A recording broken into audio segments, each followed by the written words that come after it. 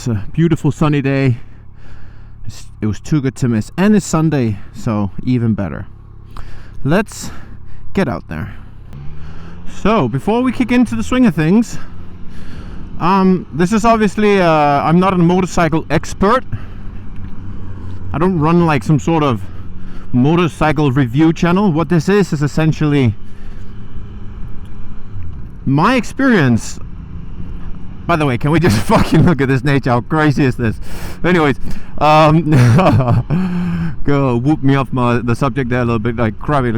Look at the fucking landscape. How amazing is this place? Oh my god, I can't believe it. But I was saying that I'm just completely normal. This is my third motorcycle. I don't go to the track. I'm not some sort of expert. So this review here is just from someone who just really enjoy riding motorcycles, but not in any way, shape or form an expert. So I guess you could see this as some sort of like everyday review. But yeah, 645 kilometers done. I'm going through the braking period, definitely kind of increasing the torque I go through and go a little bit faster than I did in the beginning. But I've noticed a few things about this bike, obviously, and I love it. I love to share it with you. Wow, look at this. If you're maybe thinking about buying one, now I haven't had an MT09 before, or an MT07. I came from a Kawasaki Ninja 400, and then I had a GSX S750, which I still have. So I have two bikes right now. And my experience kind of based on, you know, obviously the comparison between the three, right? So it's been a while since I had the Ninja 400, but yeah, at least between the GSX and now the MT09. So let's start with the things I don't like. Let's put it that way. I actually have to think about this because I want it to be like really authentic, so it's kind of like on the go as I come up with it. But today I've been driving a good 150 kilometers on this little trip of mine, so you know, I noticed a few things I wanted to share. So one thing I don't like is, for some reason, it's a small thing, and it might just be my bike, but the chain back here makes a lot of noise. So when I'm driving in the city and you know the sound is reflecting off the walls, this sound kind of just, you know, comes back at me. I don't have an engine, an exhaust on yet, so it could obviously, that's going to be much less when that happens. But that sound is just like, it's not a nice sound. So that's one thing. And like I said, that could just be something my bike maybe that goes away with time. I'm not sure. I'll definitely mention it when I go get it serviced in about 300 something kilometers. Another thing I've been noticing is when I hit the throttle, obviously the torque is fucking amazing. But in those moments, and as the pressure is coming off the front tire, I do feel like my front steering is wobbling, right? And it might be normal when obviously the pressure gets taken off the front wheel, but we're obviously always scared of the death wobble, right? I don't have a steering damper on here, so maybe that's, you know, just my cue to get that. The thought and the fear that it will go into a death wobble is fucking scary. So I'm not sure if anyone else, maybe if you're watching this right now and you have your own MT09, can you recognize this? Do you feel like it's giving you that little wobble, or is it just my bike? The third thing, this bike is super comfortable, and it's 100% more comfortable than my GSX S750, but the seat is very long, right? So it's very long. When I naturally slide forward and I get to sit in this like more forward position where I feel like I have the best grip around the tank with my legs, at that stage I really like, it tires my butt cheeks so fast in terms of my position. It gets very tiring to ride in that position, and I kind of have to push myself back in the seat, drive the knees into the tank to kind of stay, to keep my butt up against, you know, that back wall on the seat. Once you're sitting here, it's very comfortable, but I tend to kind of slide forwards slowly, so I think having some sort of like friction pads on the side here is going to help with the knees, kind of just to keep you in place. And on this trip now, I've been very focused on just shooting my hips back into the back part of that seat, so you have that stability there. And I haven't felt my my glutes and my hamstrings kind of tire out like they do, like when you sit further down on the seat and you feel the ridge more sharply. The fourth thing, and this will be the last thing that I don't like about this bike, at least as of now. So the GSX S750 is inline 4, like the K5 engine, right? So the four, like the inline 4s is like known as screamer bikes, and that sounds really good. This sounds good as well. Like the GSX is a growler in the intake, and this is more like a turbine the way it sounds, which is great. But I do feel like there's a lot of like weird noises coming from the engine. Like it sounds like sometimes like small rattles when I'm in about like 5,000, 6,000 RPMs in like 4th gear. And I know I'm not going to hear this once I get an exhaust on, but I just noticed it now that it just sounds a little odd. That's all it is. Like, I'm not sure if this CP3 engine normally make those types of noises. I'm not really sure, but it's just something I've noticed. And now let's get on to the good stuff. What do I like about this bike? That right there, the absolutely absurdity of fucking twisting the throttle. Like the front wheel came up there in 2nd gear. I'm in sports mode now, so that means that the lift control is on 1. And sometimes if I take it into 1st gear and I gas it, I can feel that the lift control is cutting the fuel, so that it comes down. And I can only imagine if you don't have lift control on, like, oh my god. Like, unbelievable.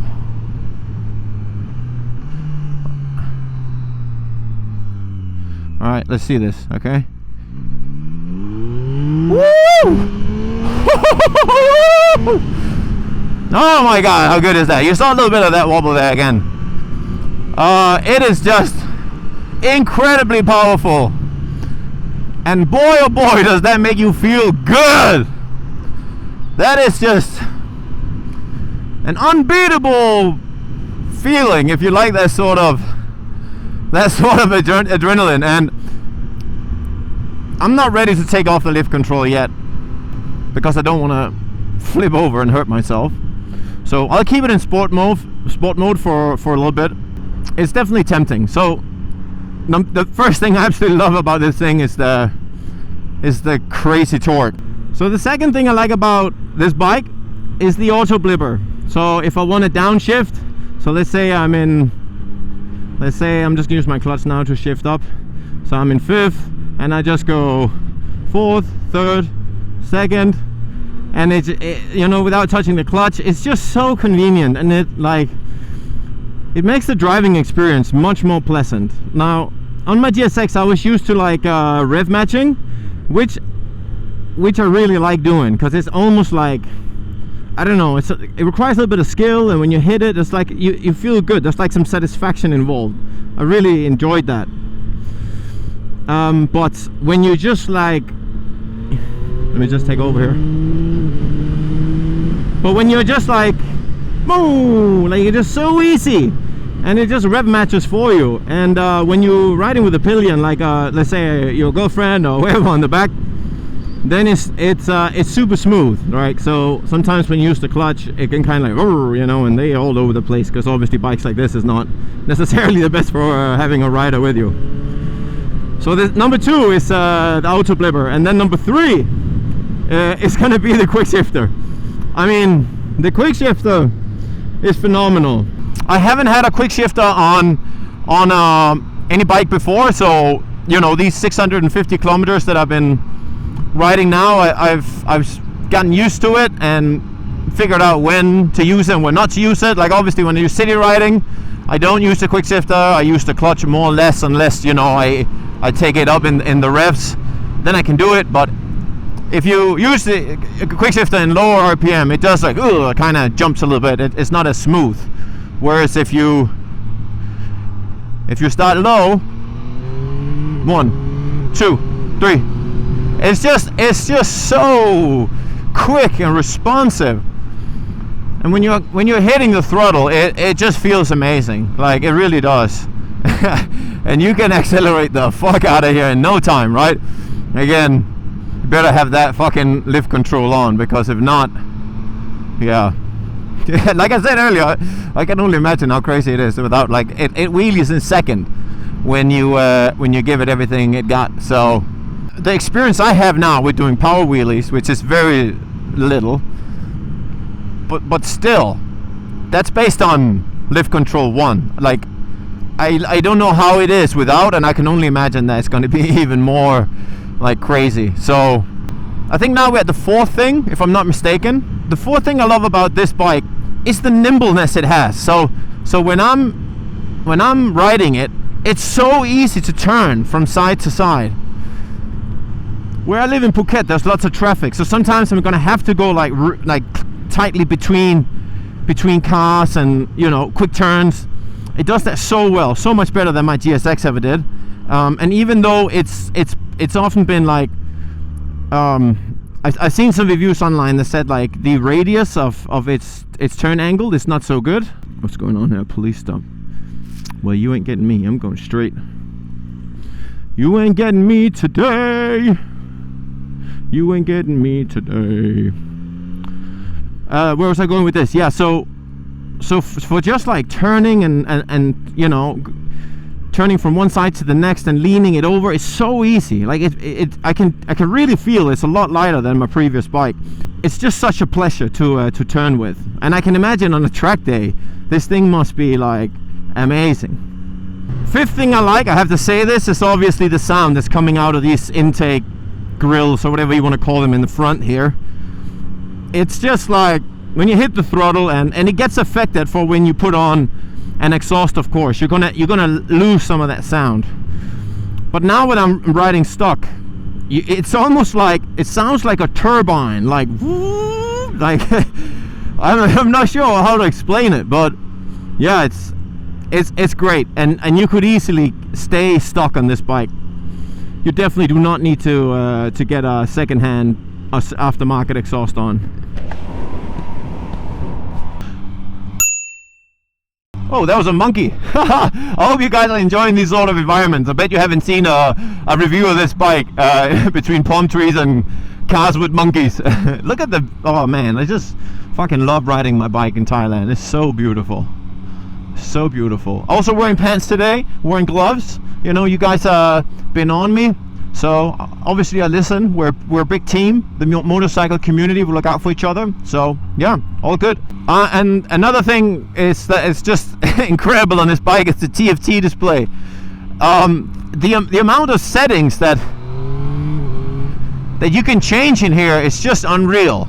Just like this landscape is unreal, but being able to change the color, change the design, go to make all the settings in the riding modes. You have like custom 1, custom 2, where you can literally change anything you want.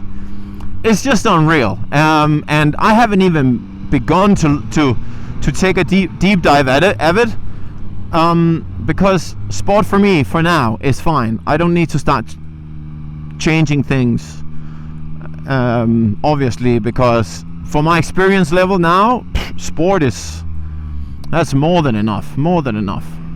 Alright, it seems like we're riding into a little bit of a forest here.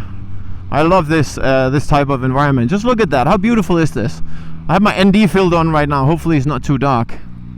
Set for sunny weather. The clouds have come in a little.